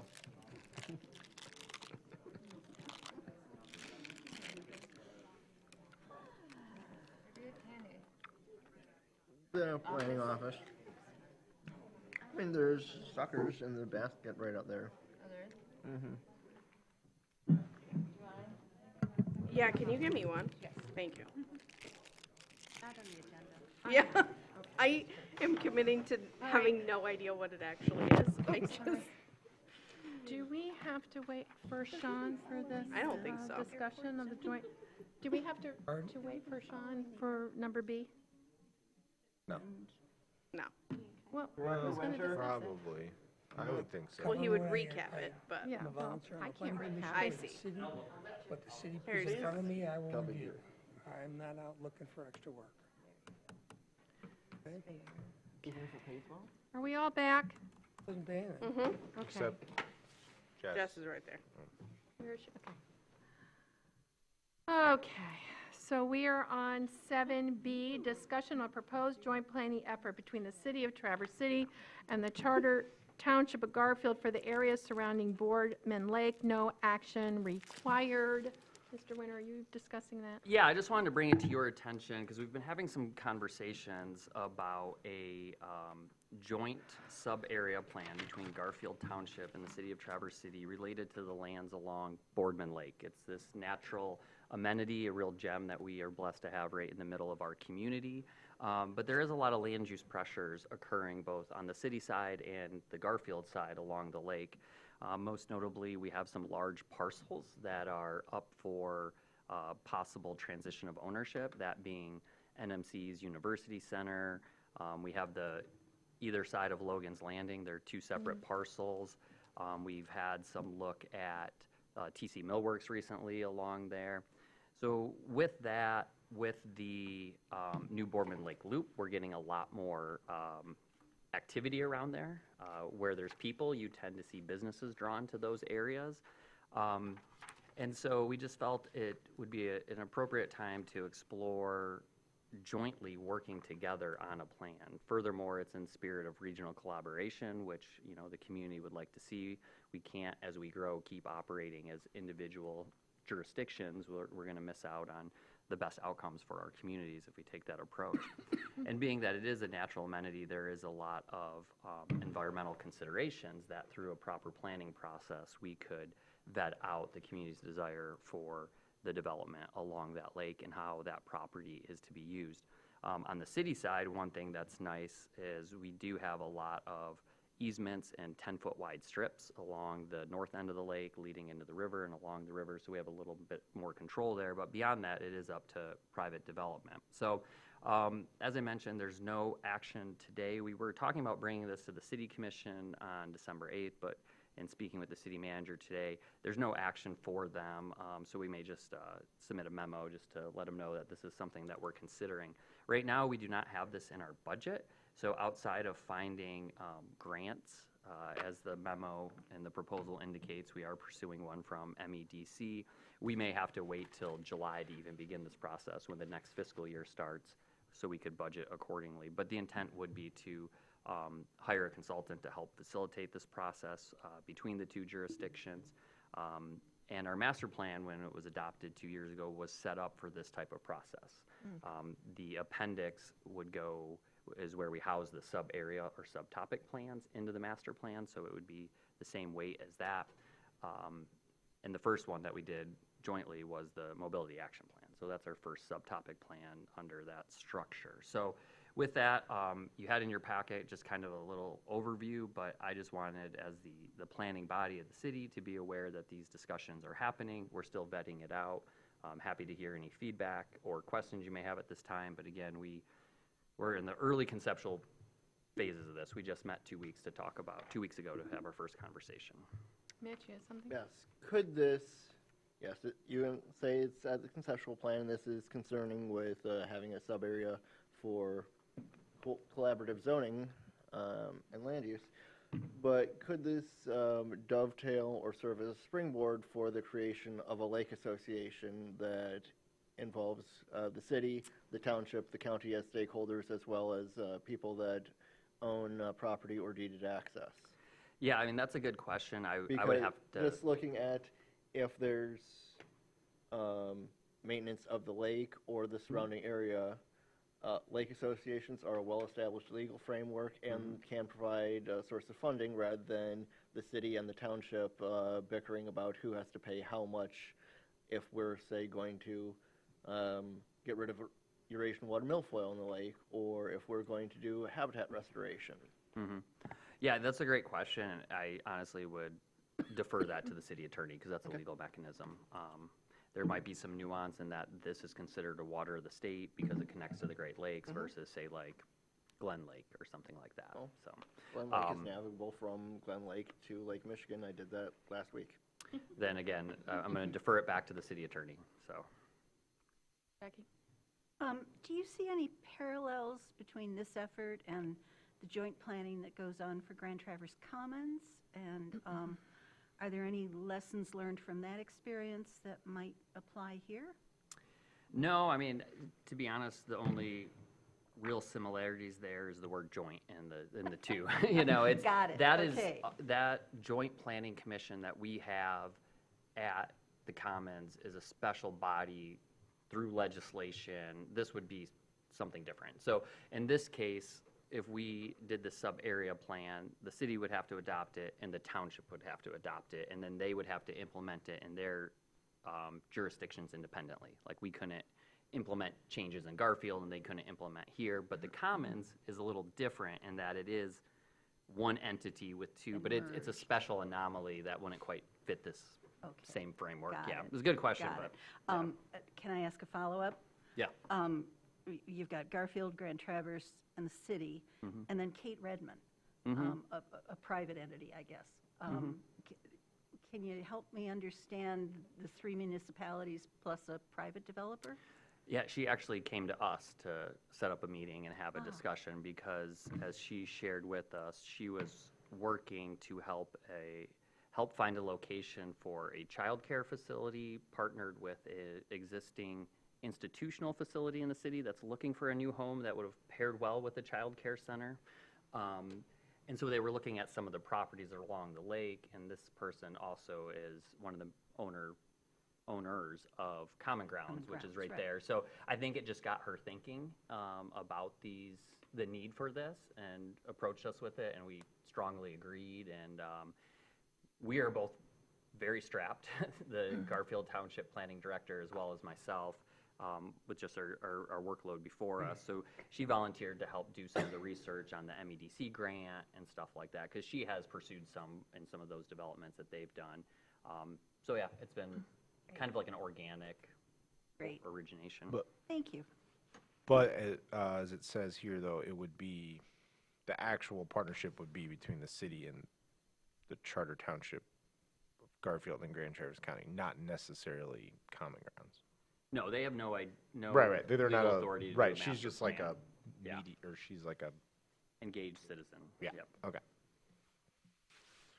Brian? Any chance we'll get a look at our proposed riparian ordinance before this committee gets developed? Could we ever, we get some type of report next year, early next year, on where this is at, if we don't have an ordinance, or where, see a draft, or weigh in on one of these meetings that, Study session next week. No. is lighter? I don't want to get into it on a full calendar, but 5 years? 5 years we're working on it? Oh, Going I on wouldn't say 6. that. No, it well, there's hasn't been been some fun. turnover since then, but, yeah, it's, So, you know. I did put together a draft. It went to the committee. They asked for a few changes, which I've made, and, but they also asked for some mapping, and we have a new GIS person who started last week. So, as soon as he is settled in, we'll have him do that map and get that back to the committee. So, and then we've had some discussions about how this dovetails with a possible update to the zoning ordinance and whether we should, try to write it so that it will stand alone, or if it should, be written in a way that can fall in line with that new change. So it's kind of a timing question too, but honestly, I totally understand where you're coming from, and it might be, it may take a very long time to do the full zoning ordinance update, so it may not make sense to wait for that. But at the same time, the committee asked for it to be kind of rejiggered and reconsolidated, and given that it's going to be rejiggered again, internally, we thought maybe we'd kind of leave it in the format that it's in, just make those updates that you asked for. So those have been done, and we can set up a meeting and, go through those without the mapping to go with it. Yeah. At this time, and I don't know when the best time would be to take it to the planning commission if, that committee wants to get one more look at it before we bring it. But, yeah. I think My it can go apologies. either way. The committee was pretty, they're a very excitable committee. So I think they would prefer another meeting, but I think we could probably disseminate and take vote and see what lies, if they're okay with us bringing it in like the first 2 months of the year. I'm fine with that. But thanks for your patience. Thank you for your It's efforts. projects like the one that was just on your agenda that go to show, again, that we have some areas that are not fully covered, that need to be brought under the umbrella of the riparian regulations. So definitely beyond timely. Thank you. Any other, Jackie? Just a request. I'm sure that your intention will be to include representation from parks departments, county and city. And does Garfield have a parks department? Yes. They have a Parks and Rec Commission, yeah. Great. Yep. And, that they be at the table, as well as significant resident representation from day one. If that's possible, I think that would make everyone really happy. Make me happy.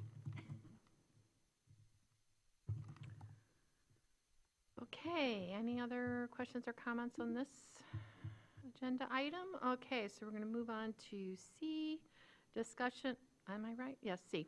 Discussion on the Attainable Housing Facilities Act and the Residential Housing Facilities Act. No action required. Yeah, I just wanted to make you aware of this. The city commission, well, actually, we had that joint meeting, correct? Yeah, you're Yes. both at that. When Housing North was there presenting, as well as some others, on some of the different incentive tools that are available. Because Debbie is correct, the planning commission focuses on the use of land, whether there's a subsidy applied or anything like that, that's really the purview of the city commission. So they are currently exploring, based on that meeting, they wanted to have brought back to them more information on the Attainable Housing Facilities Act and the Residential Housing Facilities Act. So both of these were modeled after the Industrial Facilities Acts, which allowed for a 12-year tax abatement if certain conditions are met. So the same 12 years of tax abatement would apply if the landlord is willing to rent within a certain AMI of that individual's income.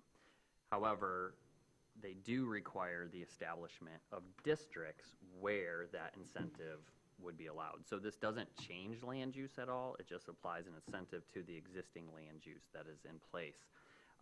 And so the Affordable Housing Facilities Act has a limitation that it can only be applied up to 4 dwellings. So a development that is 1, 2, 3, or 4 dwelling units. The Residential Facilities Act functions the same, it's just for a higher level of density, and that is applicable to properties that are developed with 5 or more dwelling units. So with that, I know next week the city attorney plans to bring this back to the city commission, and we wanted to propose where these two incentives could be applied. And even though that is the purview of the city commission, we wanted to get your feedback and have a chance to just opine on it. So what the city attorney and I were discussing is, since the Attainable Housing Facilities Act caps out on developments that are 4 or fewer dwelling units, it is proposed that the land currently zoned R1, A, B, and R2 be the districts that allow that incentive to be applied, because those are the districts that do not exceed that residential limit. And then the balance of the districts that allow multifamily development to occur, which are listed in your memo, would be the ones where the Residential Housing Facilities Act would be applicable, so for 5 or more dwelling units. That's just the basis of it. Again, no formal action, just general feedback. We didn't want you to feel cut out of the loop with this going to the city commission next week, again, since you were part of the previous discussion. So just curious on what you have to say. Could you help describe to me how the RHFA might apply, for instance, to the hotel resort district or an NMC district? So if they have multifamily developments in those districts, a property owner, and Like a dormitory? I'd save that question for Lauren, because she interprets that law a little better. I don't know the difference, how the law would be applied to a dorm versus an apartment, or even what that nuanced difference is. But if they were to build multiple family housing, and NMC has some apartments already, yeah, they could apply that if they meet the conditions that the city sets up to be applicable. So they could get a tax abatement, but in return, they would have to keep the rent at a certain limit. If I can offer a bit of feedback, if it's possible to separate or prioritize city action between the RHFA versus the AHFA, my perspective is that we have a lot of tools that we're already using for multifamily developments, and I would be very interested in pursuing the options for smaller 1, 2, 3, 4 unit in the residential areas. I think that when we talk about gentle infill and encouraging smaller homes in existing areas, that would potentially be an important incentive. So, yeah, I for would what it's agree. worth. I was on 2 ADU panels with Housing North, one virtual, one in person. And we heard from the public a lot that people are like, I would love to build an ADU. I might be able to scrape together the cash to make it happen, but I'm gonna double my taxes Tax forever impact, on top of taking on that debt load, because, you know, if they've been in their house for 10 years, their taxes are capped, but that new addition gets Uncapped. assessed at today's value, Right. and they lose PRE on it, so this helps kind of offset Yeah. that, and the trade-off is it has to be within an affordable income range. Yep. So, So my personal interest lies in that direction most heavily.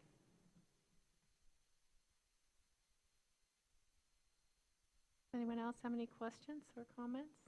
Well, to that end, most of our existing land acreage in the city is R1 or R2.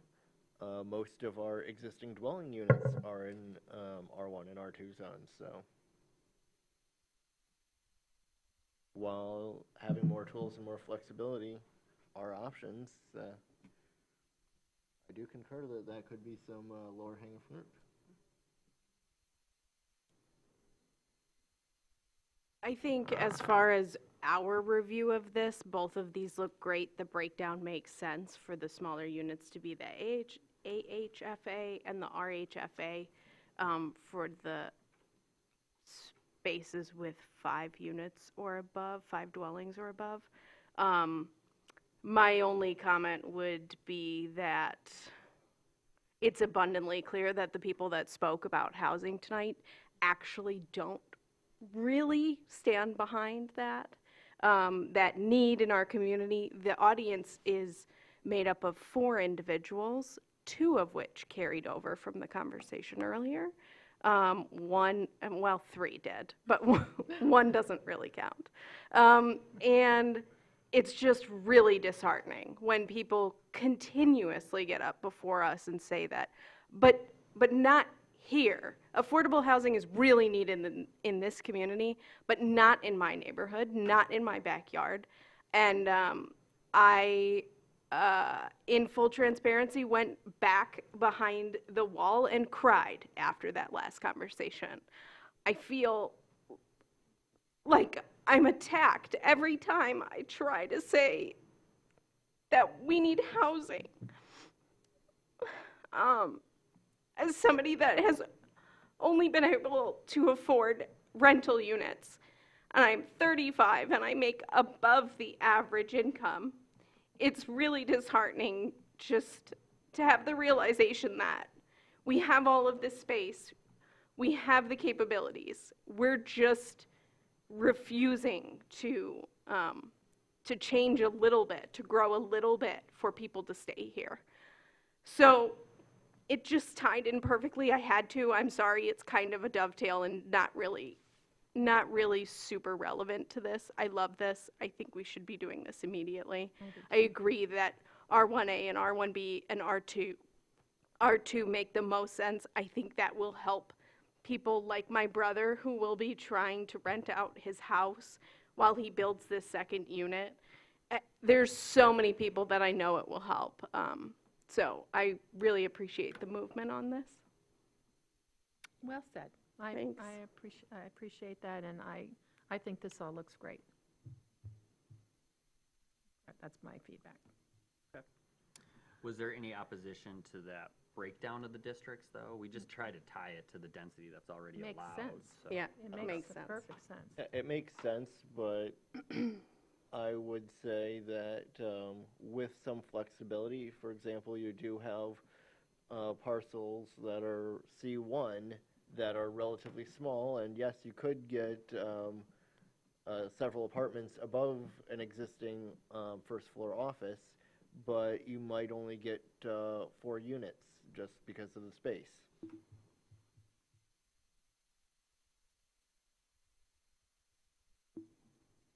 So yeah, useful to look at them as tools, and As many more tools as we can come up with, I think that's great. Okay. Anything else? All right, where are we? Sorry. Reports.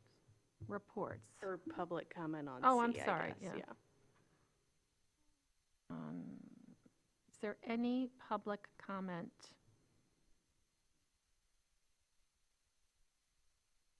I see closing public comment. Oh. My name is Andrew Gorell, 128 shoot. North Elmwood Avenue.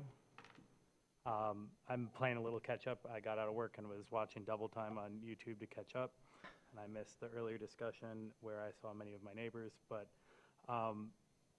your vice chairman echoed many of the thoughts that just now as I walked in, many of the thoughts that I was coming here to say, that I was kind of like, ooh, this is rough. So any tools that we can have, again, I'm still playing a little bit of catch up on where the conversation is. There's a little delay and I missed some of it in the parking lot. So anyway, thank you for those comments just now. Thank you. I just realized I totally skipped over reports, sorry. Well, technically, we do the public comment for each item, We do, don't we? yeah. That's what I was thinking. Yeah, okay. Oh, yes, okay. Let's have more. It's been a long night. I'm going to be really quick. I'm just going to thank you for taking a look at this and considering it. I know that, next week it'll go to the city commission. As representing a nonprofit, we are in a position to provide outreach and education that you maybe can't do in your official government capacity. So please feel free to reach out to me personally or our executive director, Yarrow Brown, and assuming this gets approved, there will be an education piece so that the public knows how to use it. And we would look forward to filling that need. Thank you. Thank you. Yeah, there was one point I forgot to add to that. So this piece of legislation there's two pieces, one for each of these tools. When they were adopted in 2022, they had a sunset date of 2027. So they have to be put in place, and then by the end of 2027, no more agreements can be issued on this. So the sooner we enact it, the sooner people can begin using it. Now, I believe there is talk of possibly extending it another 10 years, but with the legislature, you never know for certain. So we're trying to hedge our bets on what certainty we do have, and that is that it is applicable through 2027. It's good to know. Okay, well, I don't know what happened to my whole agenda. Went away. Sorry. Thank you. All right, any other discussion on this, Brian? I'm going to go back, and I'm just thinking about this with your districts, and you might want to consider this, looking at some other comments that were just made. I look at the C4 regional center districts, and I really question whether someone's going to do a large, other than already maybe the city itself, but any private developer is going to do a really large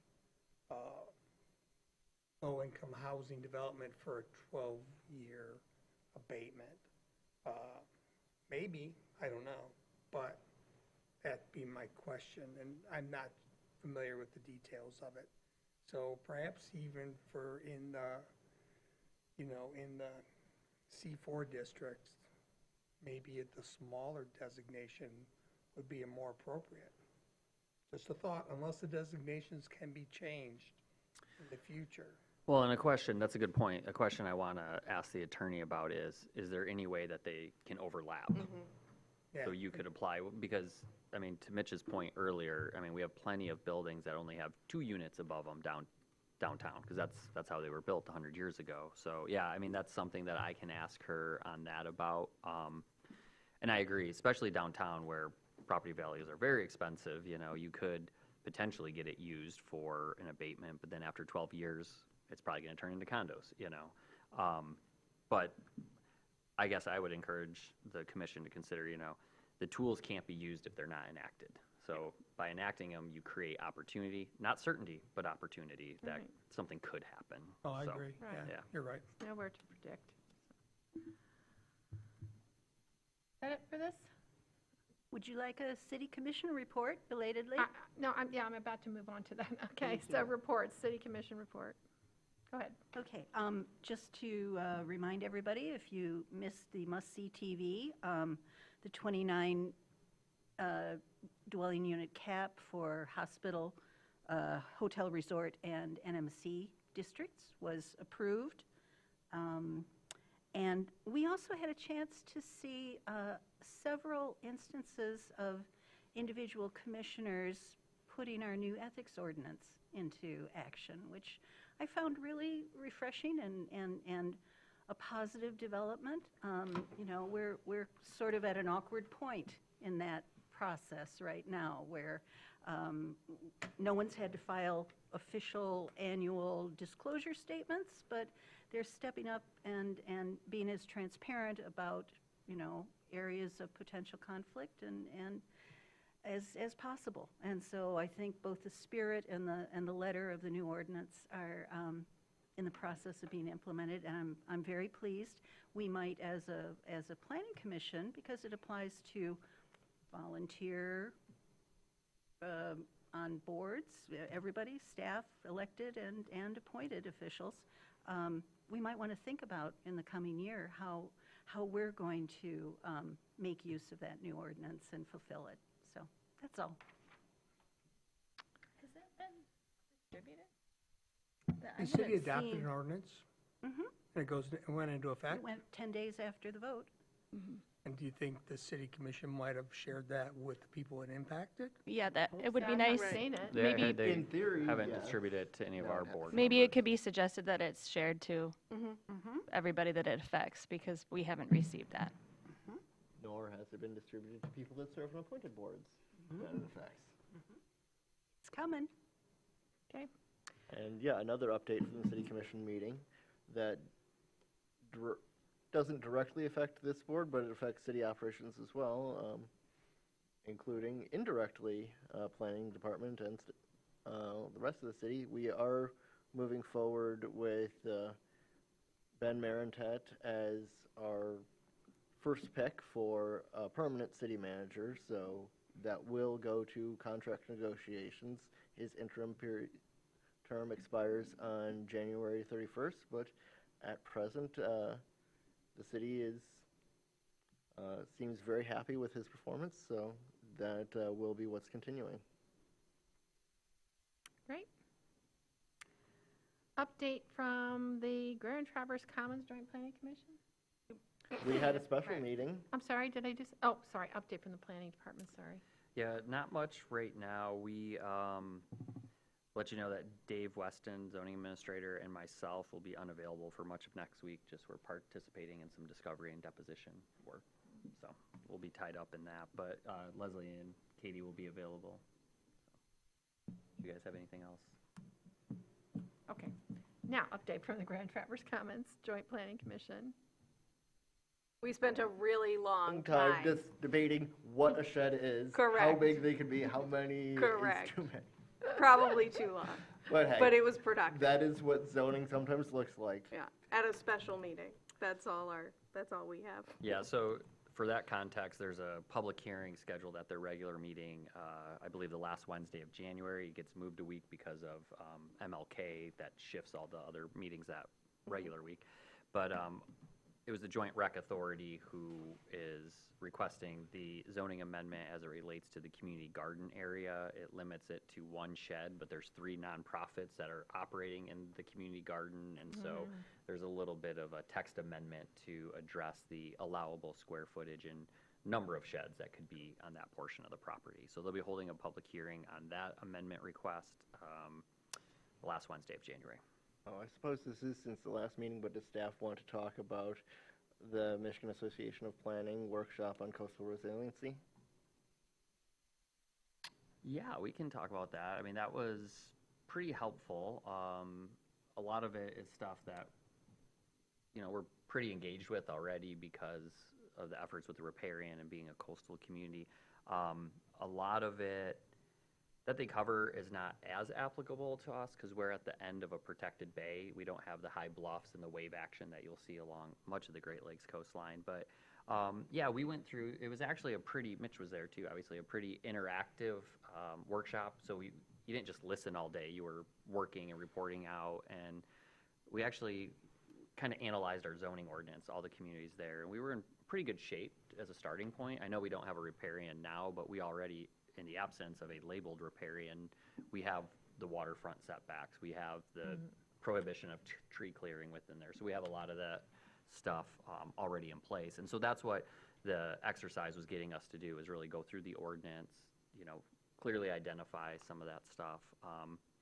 But yeah, it was good. We got out about an hour early. I picked up a nice booklet on from Eagle on small marinas, like ways to develop them so that they have less environmental impact.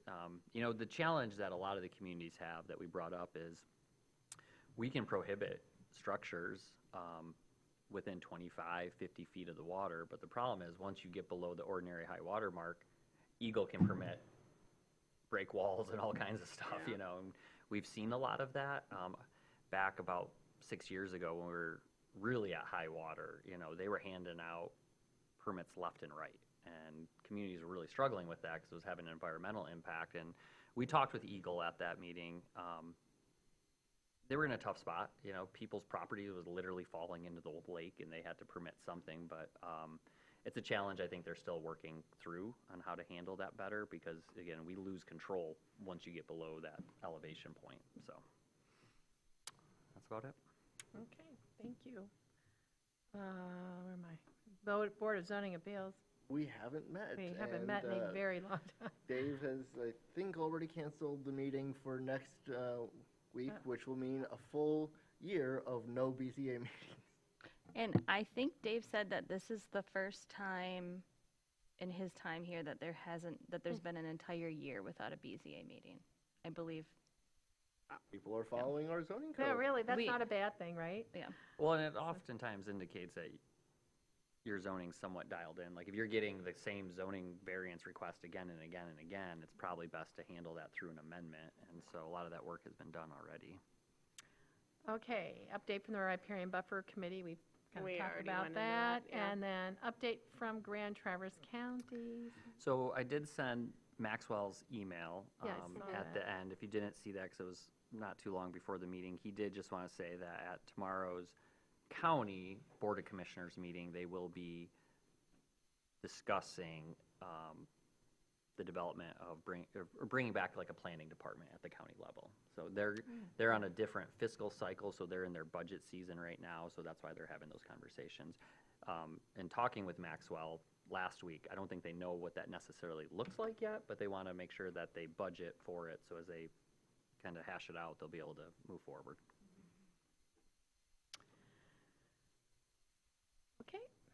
Yes. Do we not include the historic districts? Never have been on here. Oh. I just figured because they're under the planning department. They did have an eventful meeting. Well, that's what I was going to ask. I didn't know what transpired. I just saw there was a lot of people, and the more people I've seen in a while in the historic district meeting in the middle of the day. So Yeah. Yeah, I mean, there was that meeting. There was an individual or couple who bought a house on Fifth Street, and you know, it's not in good shape. They had a structural engineer go through and create a report. We are working on getting a second report on that for the committee, whether it's through the construction code office or finding another entity that can do that to help inform them. Because the intent wasn't to, when purchased, to tear down the house. The intent was to build an addition off the back. And it was at that time they realized what poor shape it is, and it couldn't really support that. So they're looking to rebuild the house, which would be subject to the Historic District Commission, whatever they put there. So that's still ongoing. No decision was made. But I believe in January, the city attorney will be bringing some information regarding the Historic Districts Commission to the City Commission. There's some items that need to be addressed to be compliant with law. So thanks for the heads up. Yeah, Thank you. it'll be coming. Receive and file? I don't think we have Nothing to anything. receive, nothing to file. No, but I did send out that that thing from Garfield. Yeah, That I if we saw had that. received it in time, it would have been on there. So you should all Okay. have it. I'll put it on the next agenda Yeah, I just to saw make sure everybody has it. But there is a receive and file thing in your inbox. Okay. Is there any closing public comment? No. Oh, yes.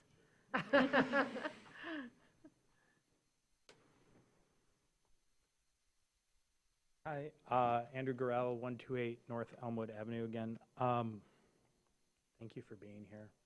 I watched the meeting from home at the beginning. That was probably not fun for you.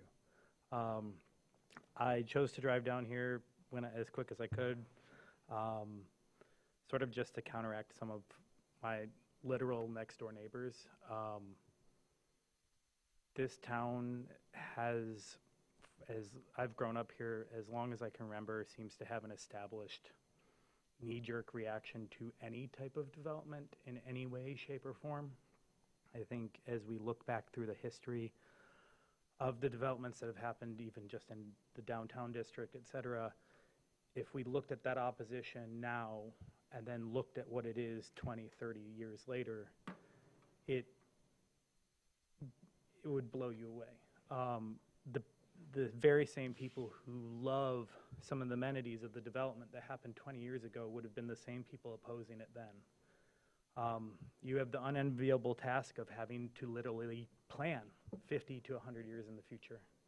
I live in Slabtown neighborhood. I have an 1898 build. It's been there a long time.